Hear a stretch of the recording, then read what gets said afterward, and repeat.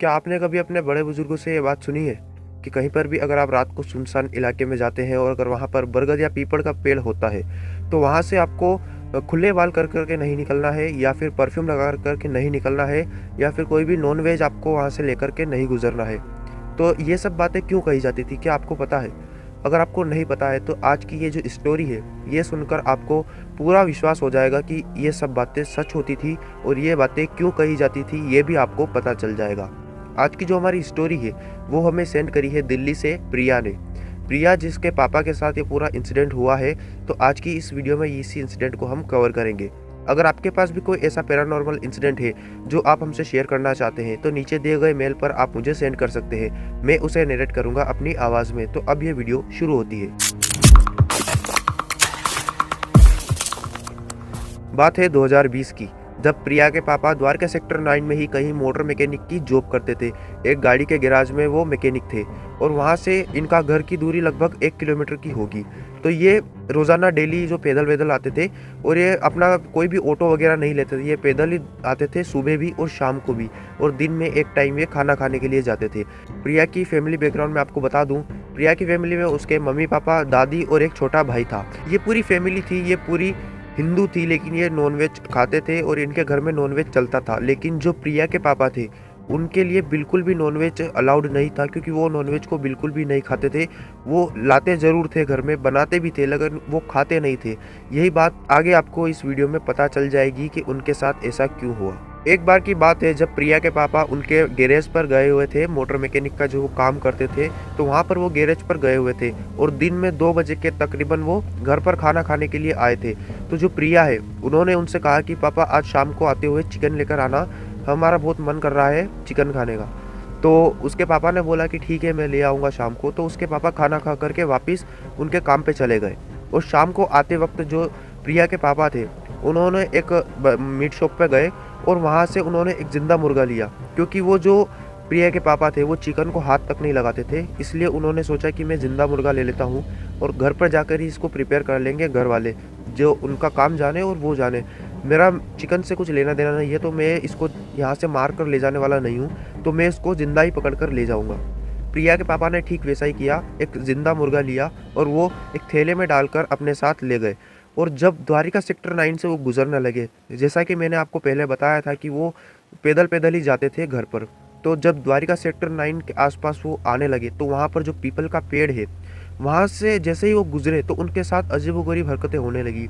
उनको ऐसा लगने लगा कि उनके पीछे कोई ना कोई चल रहा है, एक पायल की आवाज़ आ रही है और पीछे कोई ना कोई उनके चल रहा है, जैसे कि उनके फुटप्रिंट उनको सुनाई दे रहे हैं और यही फुटप्रिंट उनको बहुत ज़्यादा परेशान कर देते हैं। तो वो जो प्रिया के पापा है वो अपनी चाल को थोड़ा सा बढ़ा लेते हैं, यानी कि वो तेज तेज चलने लगते हैं। लेकिन जैसे ही वो तेज तेज चलने लगते हैं तो जो पीछे कदम चल रहे थे वो भी उनके साथ साथ तेज चलने लगते हैं। ये देखकर प्रिया के पापा बहुत ज़्यादा घबरा जाते हैं और वो पीछे मुलट कर देखते हैं तो वहाँ पर कोई भी नहीं होता है, पूरा रास्ता सुनसान पड़ा होता है। उस समय पर वहाँ पर कोई भी नहीं था और प्रिया के पापा ये बात सोचकर बहुत ज़्यादा हैरान हो गए, क्योंकि उन्होंने अपनी लाइफ में कभी भी ऐसा एक्सपीरियंस नहीं किया था। तो प्रिया के पापा बहुत ही ज़्यादा जोर से चलने लगे, तेज तेज चलने लगे।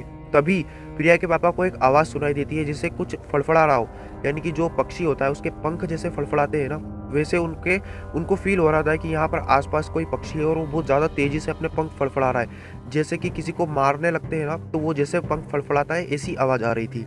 तब प्रिया के पापा ने अपने हाथ में झोला देखा और वहाँ पर उन्होंने देखा कि जो मुर्गा मैं लेकर आया था वो फड़फड़ा रहा है, और ऐसा अभी तक कभी भी नहीं हुआ है, क्योंकि प्रिया के पापा बहुत ही बार ऐसा मुर्गा लेकर आते थे, लेकिन पहले उनके साथ ऐसा कभी भी नहीं हुआ।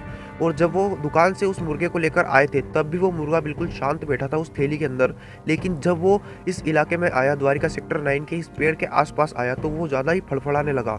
और जैसे ही प्रिया के पापा ने अपनी चाल तेज करी और वहाँ से थोड़ा सा जाने लगे तो उनको वो आवाज़ बिल्कुल बंद हो गई, फड़फड़ाने की भी और पायल की भी। तो जो प्रिया के पापा थे उन्होंने ऐसे थैली खोल करके देखा तो उन्होंने देखा कि जो मुर्गा था उसकी गर्दन पूरी उल्टी हो रखी है और वो मर चुका है। और प्रिया के पापा ये बात देखकर बहुत ज़्यादा शौक हो गई, क्योंकि ऐसा कैसे हो सकता है, थैली में तो मुर्गा वो लेकर आए थे, तो इसको किसी ने दबाया भी नहीं है और ना ही इसको किसी ने मारा है, तो ये अचानक कैसे मर सकता है। प्रिया के पापा ने इस सब बात को नज़रअंदाज किया और वो अपने घर चले गए। घर पे जाने के बाद प्रिया के पापा ने उनको मुर्गा दे दिया घर वालों को और उन्होंने बनाया खाया जो भी किया, और उसके बाद प्रिया के पापा सो गए। प्रिया के पापा को अपने कमरे में बहुत ज़्यादा अजीबोगरीब फीलिंग आने लगी। जब वो सोते थे तो उनको सपने आने लगे और वही सपना उनको बार बार आने लगा कि जैसे वो उस द्वारिका सेक्टर 9 के उस पर्टिकुलर एरिया से वो निकल रहे हैं और उनके आसपास जो है पंख फड़फड़ाने की आवाज़ आ रही है और पायल की आवाज़ आ रही है। तो प्रिया के पापा बहुत ज़्यादा डर चुके थे और इस इंसिडेंट के बाद उनकी हरकतें भी अजीब होने लगी थी। प्रिया के पापा जो कि ना कभी शराब और चिकन के हाथ लगाते थे, वो अब डेली बेस पर शराब पीने लगे थे, पागलों जैसी हरकतें करने लगे थे और न जाने किससे बड़बड़ाने लगते थे अकेले में, जबकि रूम में कोई भी नहीं होता था। फिर भी वो अकेले में एक कोने में देखकर किसी न किसी से बात करने लगते थे और हाथ जोड़कर उससे माफ़ी मांगते थे।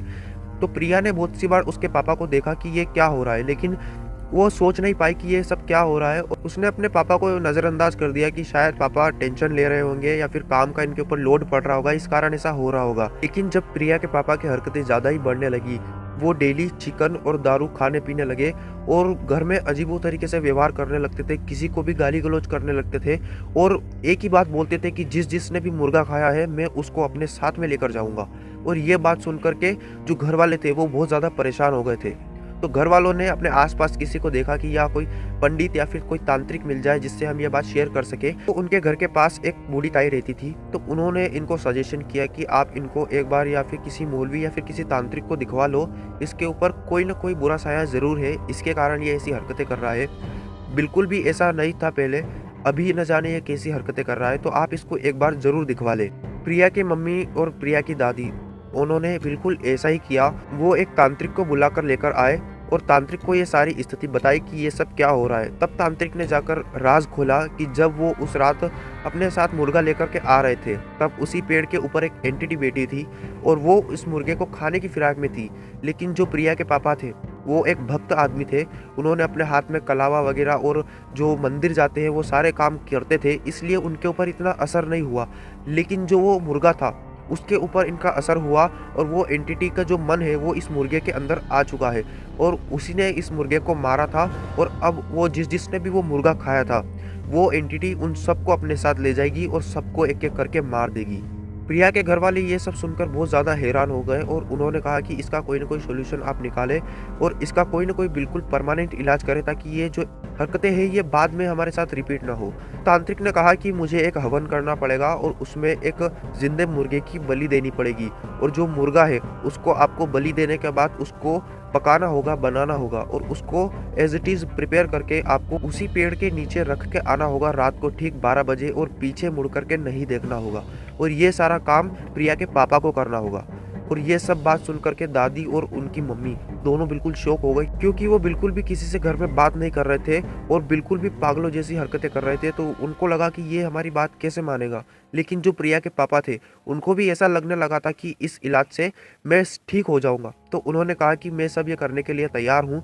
तो तांत्रिक ने ठीक वैसा ही किया। 2 दिन बाद वो उनके घर में आया, उसने हवन किया और हवन में एक जिंदे मुर्गे को बलि दी और बलि देने के बाद वो जो मुर्गा था वो प्रिया के घर वालों ने सारा उसको बनाया, प्रिपेयर किया और वो जो चिकन था वो एक मटके में रख करके प्रिया के पापा को दिया और उनसे कहा कि जिस पीपल के पेड़ के पास आपके साथ ये सब हुआ है उस पीपल के पेड़ के नीचे इसको रख करके माफ़ी मांग लेना और चुपचाप घर पर वापस आ जाना रात को ठीक 12 बजे और पीछे मुड़कर मत देखना, चाहे किसी की भी आवाज़ आए, चाहे वो आपकी बेटी की हो, चाहे आपकी मम्मी की हो या चाहे आपकी पत्नी की आवाज़ हो और चाहे वो मेरी आवाज़ क्यों ना हो, आपको पीछे मुड़कर बिल्कुल भी नहीं देखना है, वरना ये सब जो हम कर रहे हैं ये सब उल्टा पड़ जाएगा और आपके ऊपर इसका बहुत ज़्यादा बुरा असर पड़ सकता है। तो प्रिया के पापा ने ठीक वैसा ही किया, वो मटका उठाया और वो अपने उस रास्ते पर चले गए जहाँ पर उनके साथ ये इंसिडेंट हुआ था। और जैसे ही उन्होंने वो मटका वहाँ पर रखा और जैसे ही मुड़कर वो आने लगे तो उनको अजीबोगरीब आवाज़ें आने लगी, जैसे ही आवाज़ें उनको पहले दिन आई थी वो पंख फड़फड़ाने की और पायल की, वही आवाज़ उनको अभी आने लग रही है। और पीछे से वो तांत्रिक, उनकी मम्मी, उनकी पत्नी और प्रिया की आवाज़ें आ रही है कि पापा आप कहाँ जा रहे हो, पापा आप कहाँ जा रहे हो। लेकिन जो प्रिया के पापा थे उन्होंने ये बात को ध्यान में रखा था कि तांत्रिक ने ये कहा था कि पीछे से आवाज़ आएगी तो तुम बिल्कुल भी मत मुड़ना, और प्रिया के पापा ने ठीक वैसा ही किया। उन्होंने बिल्कुल भी पीछे मुड़कर नहीं देखा और वो चुपचाप अपने घर पर आ गए। ये सब इंसिडेंट होने के बाद और इस इलाज के होने के बाद प्रिया के पापा अब बिल्कुल स्वस्थ है, उनके साथ ऐसी कोई भी एंटिटी नहीं है और उनके पूरे परिवार ने अब नॉनवेज खाना छोड़ दिया है और प्रिया के पापा ने भी अल्कोहल या नॉनवेज कुछ भी कंज्यूम करना छोड़ दिया है। और अब प्रिया के पापा जैसे पहले काम पर जा रहे थे वैसे ही अब काम पर जा रहे हैं और सारा कुछ नॉर्मल हो चुका है। तो फ्रेंड्स, ये थी आज की स्टोरी। अगर आपके पास भी कोई ऐसा पैरानॉर्मल इंसिडेंट है जो आप हमसे शेयर करना चाहते हैं, तो नीचे दिए गए मेल पर आप मुझे सेंड कर सकते हैं। मैं उसे नरेट करूँगा अपनी आवाज़ में। तब तक के लिए stay tuned with the channel. Thank you.